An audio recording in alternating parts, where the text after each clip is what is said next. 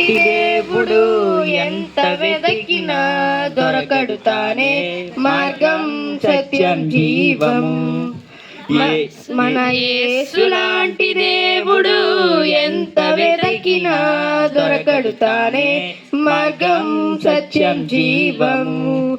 ఎలుగెత్తి చాటుదాం రండోయ్, మనసిచ్చి పూజిద్దాం వినరండోయ్. ఎలుగెత్తి చాటుదాం రండోయ్, మనసిచ్చి పూజిద్దాం వినరండోయ్. ఇలాంటి దేవుని ఏనాడు చూడలేరులే, ఇలాంటి దేవుని ఏనాడు చూడలేరులే. యేసులాంటి దేవుడు ఎంత వెదకినా దొరకడు తానే మార్గం సత్యం జీవము. మన యేసులాంటి దేవుడు ఎంత వెదకినా దొరకడు తానే మార్గం సత్యం జీవము. పాపాన్ని శాపాన్ని భరించి నిత్యమైన వెలుగులోనే నడిపించి, పాపాన్ని శాపాన్ని భరించి నిత్యమైన వెలుగులోనే నడిపించి, నిన్ను చూశాడులే కనికరించాడులే, నిన్ను చూశాడులే కనికరించాడులే. ఇలాంటి దేవుని ఏనాడు చూడలేరులే, ఇలాంటి దేవుని ఏనాడు చూడలేరులే. యేసులాంటి దేవుడు ఎంత వెదకినా దొరకడు తానే మార్గం సత్యం జీవము. మన యేసులాంటి దేవుడు ఎంత వెదకినా దొరకడు తానే మార్గం సత్యం జీవము. హల్లెలూయా.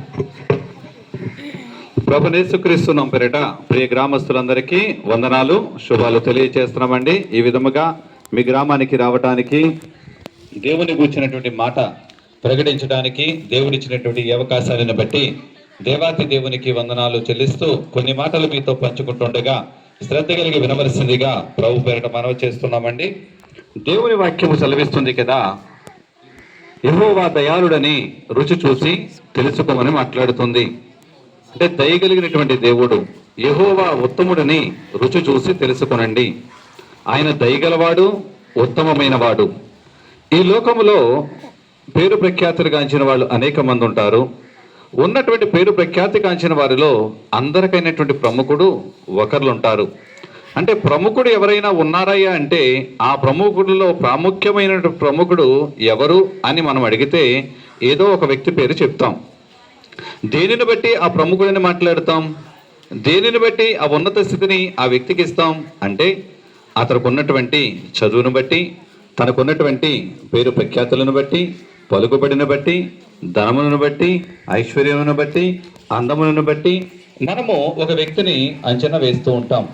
కానీ దేవుడు కూడా అంటున్నాడు కదా, యెహోవా ఉత్తముడని రుచి చూసి తెలుసుకోమంటున్నాడు. అంటే ఉత్తముడు అంటే గనక అందరికైనా ఎక్కువైన వాడు, అందరికంటే గనుడైనటువంటి వ్యక్తి ఎవరన్నది రుచి చూసి తెలుసుకోమంటున్నాడు. మీరు గుడ్డిగా నమ్మొద్దు, మేము చెప్పాము కదా అని గుడ్డిగా నమ్మొద్దు. అలాగే పత్రికలు పంచిపెట్టారు కదా అని చెప్పి పత్రికలు చూసి కాదు, దేవుని యొక్క నాణ్యత, దేవుని యొక్క విలువ తెలుసుకొని రుచి చూసి తెలుసుకోమంటున్నాడు. ఒక వ్యక్తిని అంచనా వేయాలంటే ఆ వ్యక్తిలో ఉన్నటువంటి ప్రతి అణువణువు మనం చెక్ చేస్తాం. అలాగే దేవునిలు కూడా మనము పుణ్యలోకముకు వెళ్ళాలి అంటే, మనము పరలోకానికి వెళ్ళాలి అంటే మనము కూడా మనం వెళుతున్నటువంటి మార్గము సరైనదా కాదా మనం తెలుసుకోవాలి. మనం ఎక్కడైనా ఒక ప్రయాణము చేస్తున్నప్పుడు ఆ ప్రయాణపు యొక్క మార్గమును తెలియని ప్రాంతానికి వెళితే తెలిసినటువంటి వారిని అడిగి తెలుసుకుంటాం. ఆ గ్రామానికి వెళ్ళాలంటే ఎలా వెళ్ళాలి, ఆ దేశానికి వెళ్ళాలంటే ఎలా వెళ్ళాలి, ఆ ప్రాంతపు ప్రజలు ఎలా ఉంటారు, ఆ ప్రాంతానికి వెళ్ళేటువంటి మార్గము ఏ విధముగా ఉంటుంది అన్నీ మనము క్షుణ్ణముగా పరిశీలించి పరీక్షించి ఆ మార్గము గుండా ఆ ప్రాంతానికి వెళ్ళడానికి ప్రయత్నిస్తాం. అలాగే ప్రభువు యొక్క ఉత్తమతనం, ఆయన ఈ లోకములోనికి మనుషుడిగా వచ్చాడు. మనుషుడిగా వచ్చినటువంటి ప్రభువు మానవులందరూ కూడా పురుష సంతానం అయితే యేసుక్రీస్తు ఒక్కడు మాత్రమే స్త్రీ సంతానం. పురుషుని ప్రమేయము లేకుండా పరిశుద్ధాత్మ శక్తి సహాయము ద్వారాగా ఒక కన్య మరియ గర్భమందు ఈ లోకములోనికి వచ్చాడు. అంటే ఈ లోకములో ఉన్నటువంటి మానవులందరూ కూడా మానవ స్వభావము కలిగిన వారే. కానీ యేసుక్రీస్తు మాత్రము సంపూర్ణమైనటువంటి దేవుడుగా, సంపూర్ణమైనటువంటి మానవుడుగా ఈ లోకానికి వచ్చి ఆయన వచ్చిన పని ఏదైతే ఉందో, నేనే మార్గమును, నేనే సత్యమును, నేనే జీవమును. అంటే పుణ్యలోకానికి వెళ్ళాలంటే ఒక మార్గం ఉంది. ఆ మార్గము వెళ్ళాలి అంటే కనుక దానికి మార్గము నేనే ఉన్నాను, నా ద్వారాగా తప్ప తండ్రి దగ్గరికి ఎవ్వరూ చేరలేరని మాట్లాడుతున్నాడండి. అవునండి, మీరు ఇంతవరకు ఎన్నో మార్గాలు చూస్తుంటారు. ఈనాడు లోకములో ఉన్నటువంటి నరుడు ఎక్కడ చూసినా పుణ్యలోకానికి వెళ్ళడానికి, పాపాన్ని పరిహరించుకోవడానికి ఎన్నో తీర్థయాత్రలు చేస్తూ ఉన్నాం, అనేకమైన పుణ్యకార్యాలు చేస్తూ ఉన్నాం, దాన ధర్మాలు చేస్తూ ఉన్నాం, అనేక మందికి ఉపయోగకరమైనటువంటి పనులు చేస్తూ ఉన్నాం. కానీ నీ పుణ్యకార్యాలు నిన్ను పుణ్యలోకానికి తీసుకువెళతాయా? ఆలోచించగలుగు. మీ యొక్క దాన ధర్మాలు, పుణ్యకార్యాలు మురుగుగొడ్డతో సమానమని బైబిల్ గ్రంథము తెలియజేస్తుంది. మరి మురుగుగొడ్డతో సమానం అంటే మరి ఎవరు నిన్ను పుణ్యలోకానికి తీసుకువెళ్తారు?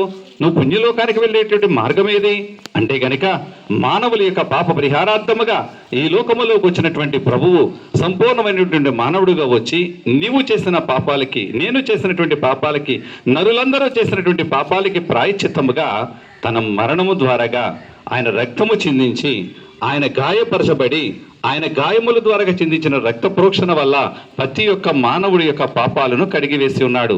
మీరు అనుకోవచ్చు, అదేంటండి యేసు ప్రభు ఏనాడో రక్తము చిందిస్తే ఈనాడు పాప విమోచన ఎలా ఉంటది అని.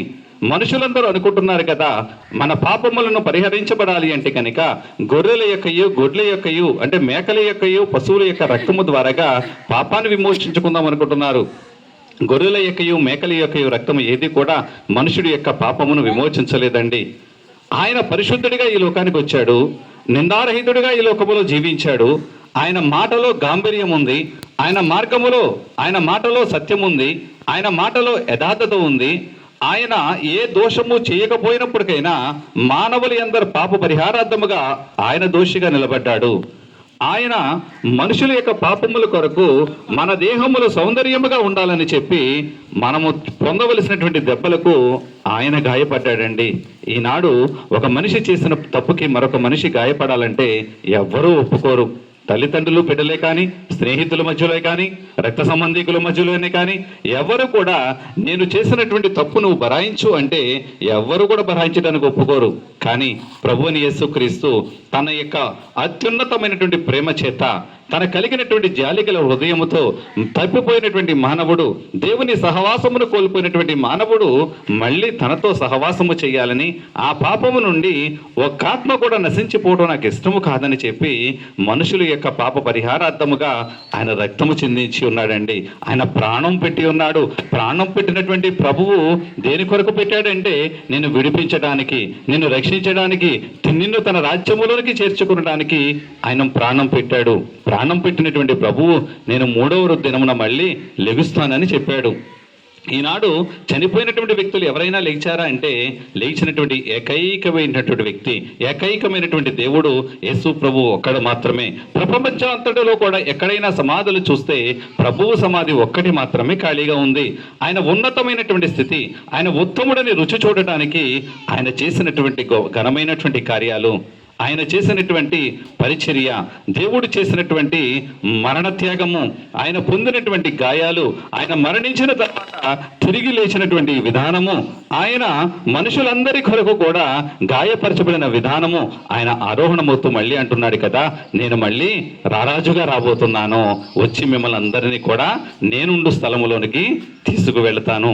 నేను ఇప్పుడు వెళుతున్నది మీ అందరి కొరకు స్థలమును సిద్ధపరచడానికి వెళ్తున్నాను అంటున్నాడండి. ఉత్తముడైనటువంటి దేవుడు ఆయన రుచికరమైనటువంటి ఆ మహిమలోనికి తీసుకువెళ్ళడానికి ప్రతి ఒక్కరికి స్థలమును సిద్ధపరిచాడు. మరి నువ్వు ఎన్నుకున్నటువంటి మార్గము, నువ్వు వెళ్ళుచున్నటువంటి మార్గము ఏదో గ్రహించగలిగావా? ఒకవేళ గ్రహించలేనటువంటి స్థితిలో ఉంటే యెహోవా ఉత్తముడని రుచి చూడటానికి మా ముందున్నటువంటి పత్రికలు మీరు తీసుకు చదవండి. లేదంటే కనుక మీ దగ్గరలో ఉన్నటువంటి దేవుని మందిరానికి వెళితే దేవుని సేవకులను అడిగి ఇంకా అనేకమైన విషయాలను మీరు తెలుసుకోవచ్చు. మీరు తెలుసుకున్నట్లయితే ఆయన సిద్ధపరిచినటువంటి ఆ భూమి, ఆ గదులు, ఆ యొక్క పరలోకపు రాజ్యము నీ కొరకే ఇవ్వటానికి ఆయన సిద్ధముగా ఉన్నాడు. అటువంటి కృప పరిశుద్ధాత్ముడైన దేవుడు ఈ గ్రామ ప్రజలందరికీ దయచేయునుగాక. ఆమేన్. ప్రార్థన చేసుకుందామండి. మహాపరిశుద్ధుడు అయిన ప్రేమ గల మా ప్రభా, దయగల మా తండ్రి, నీకే వందనాలు, స్తుతులు, స్తోత్రముల ప్రభా. నాయన ఈ రాయపాడు గ్రామస్తుల్ని నాయన ప్రతి ఒక్కరిని దర్శించి నా ప్రభా మారు మనసు పొంది నాయన తెలుసుకోవడానికి నీ సహాయంతో నాయన ప్రతి ఒక్కరిని నాయన తెలుసుకునే మనసుని గ్రహించే హృదయాన్ని కలగజేయమని నాయన నా తండ్రి నా ప్రభా ప్రతి బిడ్డలో మారాలి, ప్రతి బిడ్డలో నిన్ను నమ్ముకోవాలి, నిన్ను ఆరాధించుకునే బిడ్డలుగా చేయాలని నాయన నీ ఆశీర్వాదాలతో నాయన నా ప్రతి ఒక్కరిని నడిపించమని యేసుక్రీస్తు వారి పరిశుద్ధ నామమున బ్రతిమాలుకుని అడుగుతున్నాం తండ్రి. ఆమేన్. అందరికీ వందనాలండి.